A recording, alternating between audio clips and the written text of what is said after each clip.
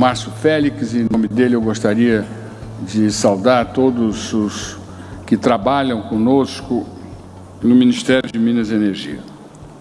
Senhor presidente, é dito já há 2 dias que ouço sobre o sucesso desta feira, deste evento, desta representação de esperança em um Brasil forte e capaz de garantir a seus filhos emprego, renda, igualdade de oportunidades e esperança no futuro.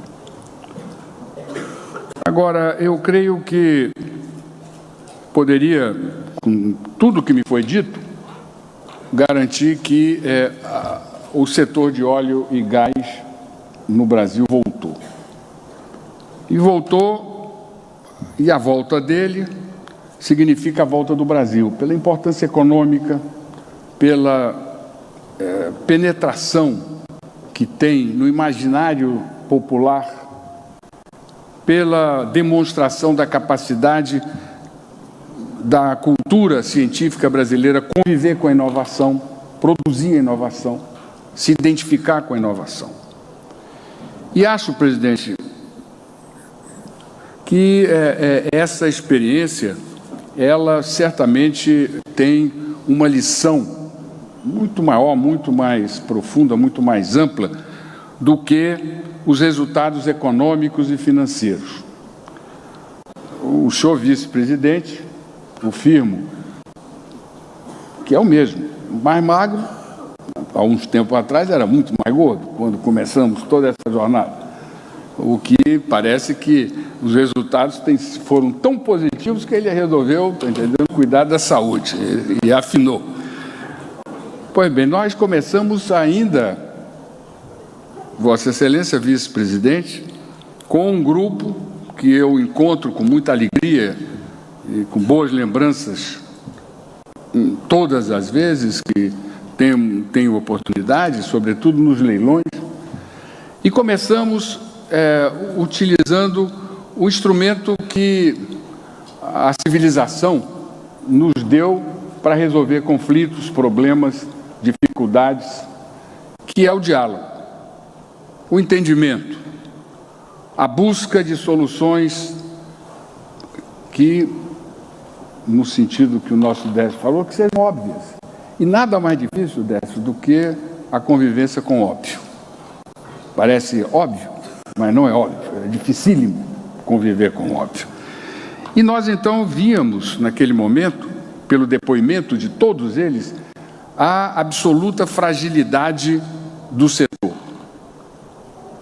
a falta de perspectiva, a necessidade de se repensar todo o processo anterior que tinha sido vivido de maneira mobilizadora, porque ideológica, sem nenhum compromisso com aritmética, com números. Não se teve nesse período o hábito de somar, de dividir, de multiplicar, resolver problemas que são aqueles que caracterizam a indústria, não só a de óleo e gás, mas a indústria de modo geral, a atividade econômica de modo geral, e achava-se que a vontade se sobrepunha à realidade. E os resultados foram extremamente catastróficos. Conseguiu-se montar uma agenda. E essa agenda falava sobre o conteúdo local, falava sobre a necessidade de uma revisão da lei da partilha, falava sobre a necessidade de nós garantirmos o repeto. Eram os principais, creio eu. E não se foi buscar na violência, no grito, na arrogância, na prepotência, as ferramentas para que nós pudéssemos enfrentar essas questões e garantir ao setor a sua possibilidade de recuperação. Buscou-se o que a vida nos ensinou, buscou-se a política, buscou-se o parlamento, buscou-se o Senado, buscou-se a Câmara, buscou-se lá ainda como vice-presidente, reuni o ministro de Minas e Energia à época, enfrentando todas as dificuldades, e a principal dela era a quase impossibilidade de prevalecer o óbvio, de se conviver com uma realidade que não era ideológica, que ela necessitava de uma visão que só a aritmética pode dar. E esse esforço, nós não perdemos em nenhum momento o sentido da perseverança. Foram vários cafés da manhã, vários almoços, encontro no Rio de Janeiro, encontro em Brasília, e para mim com muita alegria, porque eu sempre soube da importância da indústria para a economia do Estado do Rio de Janeiro. E até vejo que o semblante do governador Pezão muda, até com uma certa tristeza, porque ele já sabe que o próximo governador, seja quem for ele, vai viver um ambiente muito mais confortável do ponto de vista financeiro do que ele viveu. E a contribuição essencial deste ambiente está e será dada pelo setor que vocês têm a responsabilidade, o setor de óleo e gás. E conseguiu-se, pela política, impor o bom senso, impor o óbvio, derrotar a ideologia. E é exatamente essa experiência que me parece que nós temos que guardar, porque ela nos leva a acreditar mais ainda na democracia, nos instrumentos que a sociedade nos deu para resolver conflitos econômicos, conflitos sociais, conflitos de interesse. Eu creio que nós demos, ao longo desse período, uma demonstração de que todo o esforço que foi aqui tão bem emocionadamente bem relatado, bem lembrado pelo Dr. Álvaro, que merecidamente recebeu essa homenagem, todo esse esforço, ele nos anima a acreditar que valeu a pena tanta comilança, porque os resultados foram tão bons que, apesar dela, o nosso presidente tornou-se uma sílfide. Pois bem, então eu fico na absoluta convicção, na absoluta certeza de que nós podemos dizer que o setor de óleo e gás voltou. Nós podemos dizer que o Brasil voltou. E voltou porque conseguiu fazer o dever de casa, adotar uma política que é uma política adequada, é uma política correta.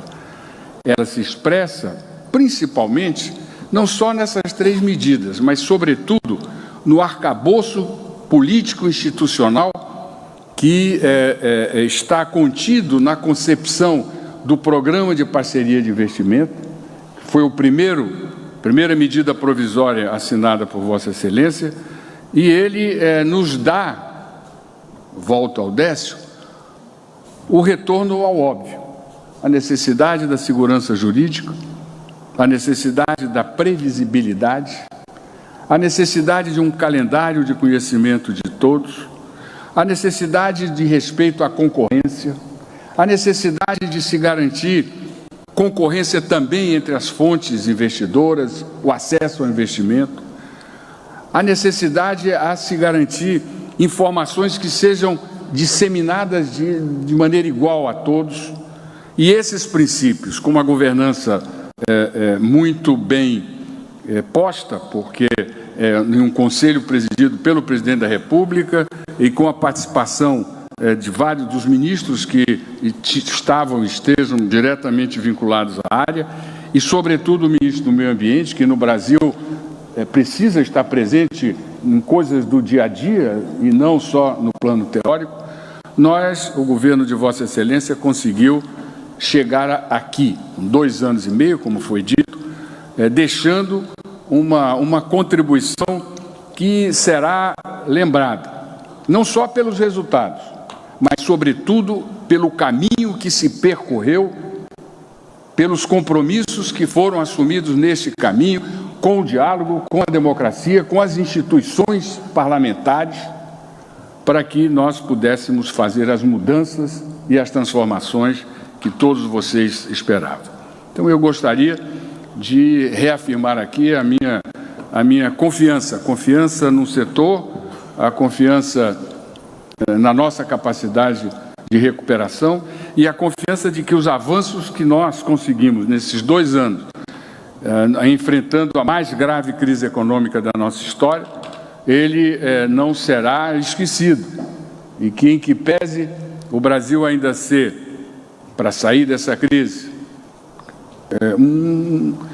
um enfermo, e a enfermidade é muito perigosa, porque qualquer deslize, a doença volta com muito mais força e vigor, eu não tenho a menor dúvida que aqui nós haveremos de encontrar as mesmas pessoas que viveram conosco essa experiência, para nos juntarmos novamente, se necessário for, para dizer que temos que viver com o óbvio, temos que viver com os fundamentos e os valores que nos permitiram chegar ao dia de hoje. Muito obrigado.